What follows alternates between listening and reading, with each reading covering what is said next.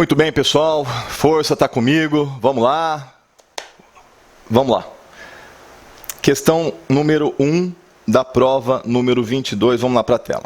Chegou ao Ministério Público denúncia de pessoa identificada apontando Cássio como traficante de drogas. Com base nessa informação, entendendo haver indícios de autoria e não havendo outra forma de obter prova do crime, a autoridade policial representou para interceptação da linha telefônica que seria utilizada por Cássio e que fora mencionado na denúncia recebida, tendo o juiz da comarca deferido a medida pelo prazo inicial de 30 dias.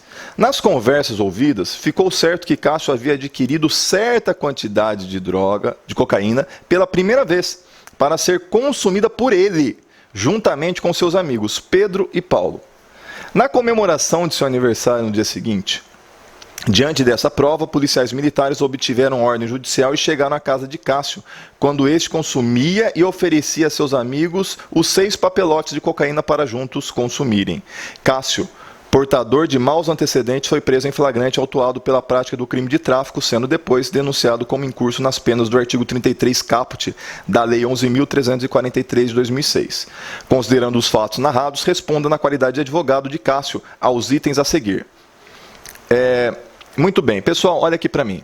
Gente, isso aqui você tem que saber. Tráfico de drogas é um dos crimes mais comuns que existe hoje no dia a dia de cidades muito grandes e cidades muito pequenas. Cidades pequenas geralmente são apreendidas pequenas quantidades de drogas, cidades grandes, às vezes quantidades maiores, mas enfim.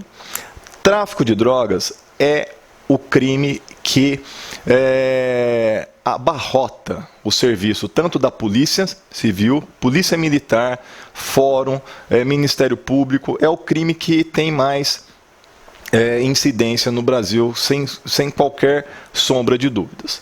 Muito bem. Só que o seguinte, nem tudo é tráfico, pessoal, nem tudo é tráfico.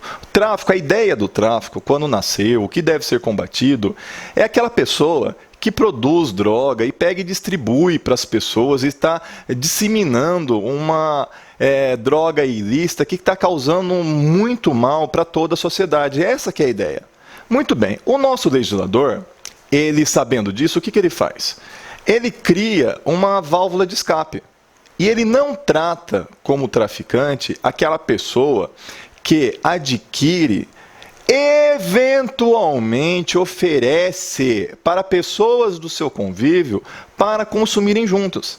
É aquele cara que compra, por exemplo, tá? Eu estou fazendo um paralelo, é óbvio. Pessoa que compra uma caixinha de cerveja, liga para o amigo e fala, cara, vem cá, ó, chama o teu irmão, vem aqui para casa, vamos tomar umas latinhas, eu tenho uma caixa aqui que eu comprei, vamos tomar umas latinhas de cerveja aqui em casa. A pessoa não quer tomar cerveja, ela quer cheirar cocaína, quer fumar maconha. E ela pega e liga, ó, eu comprei uma erva aqui, vou queimar, vem aqui comigo. É isso. Então o legislador não trata essa pessoa como traficante. Trata essa pessoa como aquilo que a doutrina chama de traficante privilegiado. Tráfico privilegiado. Isso é o tráfico privilegiado. Está no artigo 33, parágrafo 3º. Só que o seguinte, o Cássio, ele foi processado como traficante. E nós, sabendo dessa informação, nós vamos tentar fazer o quê? Desclassificar para o tráfico privilegiado, que tem uma pena bem menor. Muito bem.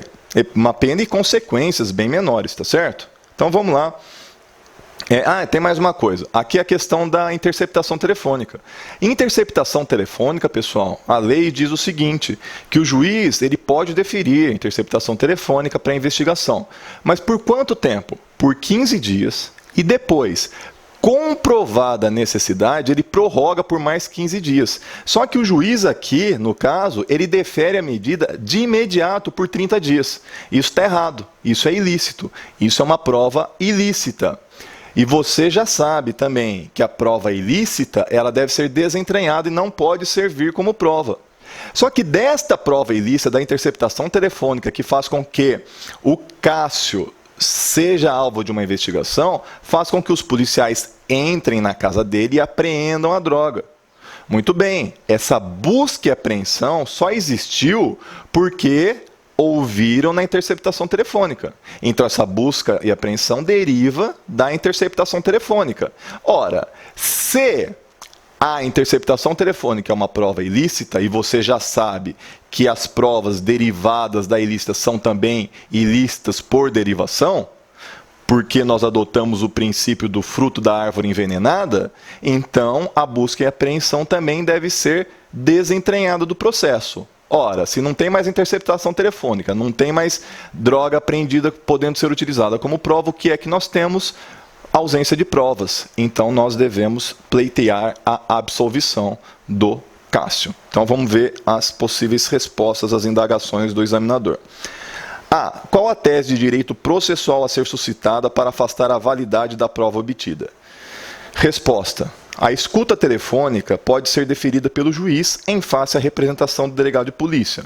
Contudo, tal escuta deve ser dada pelo prazo de 15 dias, renovável por igual tempo, uma vez comprovada a indispensabilidade do meio de prova, nos termos do artigo 5º da Lei 9.296 de 1996. No caso em tela, a escuta foi ilícita, tendo em vista ter sido deferida pelo juiz inicialmente pelo prazo de 30 dias.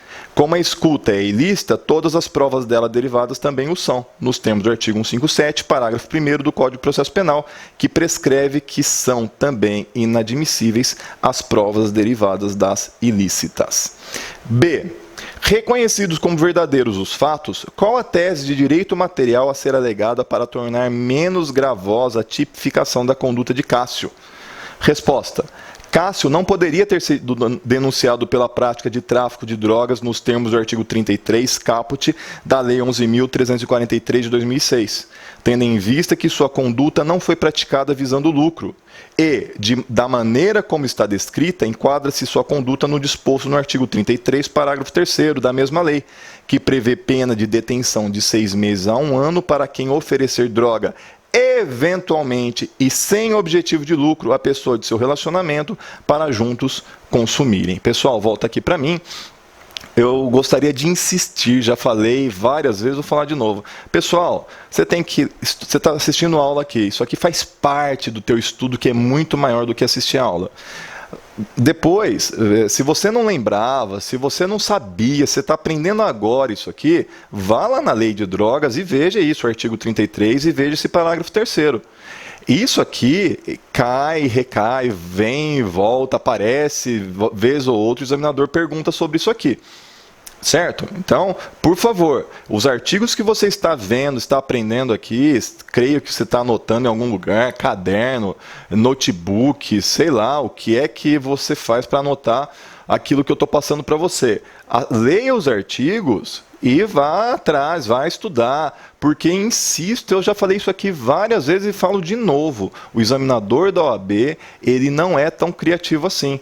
Por isso que eu insisto, e eu fiz esse curso, elaborei esse curso nesta perspectiva, que vocês, analisando todas as provas, você vai entender a cabeça do examinador e a próxima vez que ele fizer a prova, que é a prova que você fará, você vai entender a cabeça dele e você vai saber como enfrentar a questão. É nesta perspectiva que eu criei esse curso, eu creio que você pode ter sucesso estudando dessa maneira. Tá certo? Então vamos lá. Questão 2. Em inquérito policial, Antônio é indiciado pela prática de crime de estupro de vulnerável, figurando como vítima Joana, filha da grande amiga da promotora de justiça Carla, que inclusive aconselhou a família sobre como agir diante do ocorrido. Segundo consta do inquérito, Antônio encontrou Joana durante uma festa de música eletrônica e, após conversa em que Joana afirmara que cursava a faculdade de Direito, foram para um motel onde mantiveram relações sexuais, vindo Antônio posteriormente a tomar conhecimento de que Joana tinha apenas 13 anos de idade.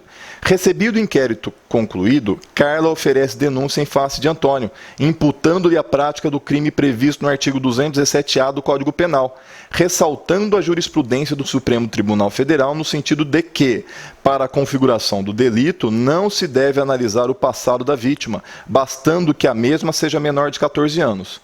Considerando a situação narrada, na condição de advogado ou advogada de Antônio, responda aos itens a seguir. Muito bem, pessoal, olha aqui para mim. Vejam você. Aqui, o Antônio, ele está numa festa, ele conhece uma menina, essa menina fala para ele que ela cursa a faculdade de Direito. Aqui, o problema, o examinador não nos dá mais nenhuma informação. Não fala se ela era grande, se ela... Não fala nada.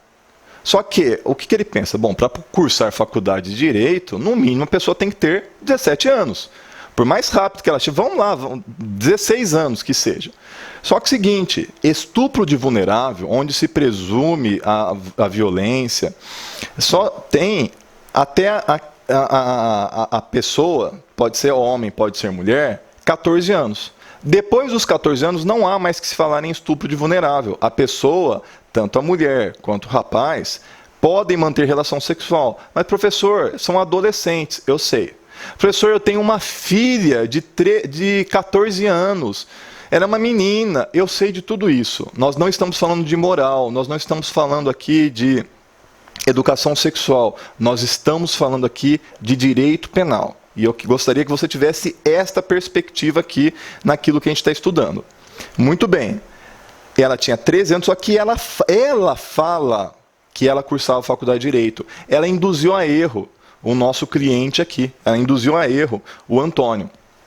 Muito bem. Quando ela induz a erro o Antônio, ele gostou da menina, convida, a menina aceita, eles vão para um motel e mantêm relação sexual.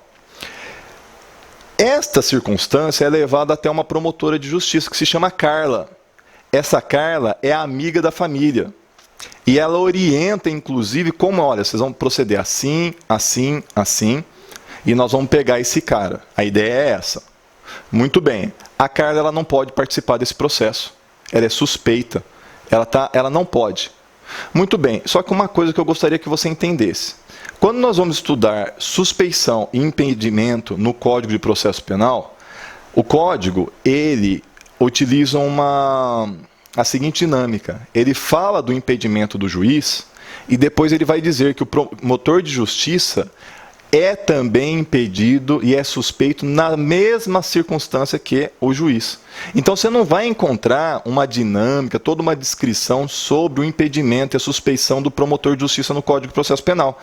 Então você tem que ler toda a parte do Código de Processo Penal referente à suspeição, impedimento do juiz de direito, e ir até o final, e vai chegar um momento que você vai tropeçar em um artigo que vai dizer que se aplica ao promotor de justiça a situações de impedimento e suspeição do magistrado. Tá certo?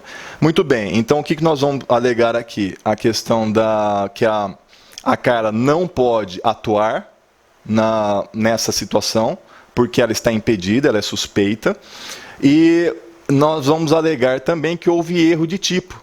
Por quê? É elementar do tipo de estupro de vulnerável saber a idade da vítima, que a vítima tem menos que 14 anos. Então, apesar do entendimento do Supremo Tribunal Federal, a situação não é essa. O Antônio não está falando assim, que se dane, a menina é experiente sexualmente, então eu vou transar com ela. Ele não está falando isso. Ele está dizendo o seguinte, eu não sabia que ela tinha 14 anos. Se eu soubesse, eu não teria feito. Então ele agiu em erro de tipo. Por quê? Porque ele desconhecia, havia um erro. O que é erro em direito penal? Uma falsa percepção da realidade. Na mente dele, a realidade que ele viu era uma moça que tinha mais que 14 anos. Então, nesse caso, o que acontece? Não há crime, ele não deve ser punido. Então, vamos às questões e às possíveis respostas. Existe alguma medida a ser apresentada pela defesa técnica para impedir Carla de participar no processo? Justifique. Sim. Já no primeiro momento que puder se manifestar em favor de Antônio, a defesa técnica deve apresentar exceção de suspeição da promotora de justiça Carla, com fundamento no artigo 95, inciso I1 e 104, ambos do Código de Processo Penal, que estabelece que poderá ser oposta a exceção de suspeição. No caso em tela, a promotora de justiça é suspeita, conforme se vê no artigo 254, incisos 1 e 4 do Código de Processo Penal, que estabelece como causa de suspeição do juiz ser amigo íntimo da parte ou ter aconselhado qualquer das partes. combinado com o artigo 258 do Código de Processo Penal, que estabelece que se estendem, no que lhes for aplicável, as prescrições relativas à suspeição e aos impedimentos dos juízes. B. Qual a principal alegação defensiva de direito material a ser apresentada em busca da absolvição do denunciado? Justifique.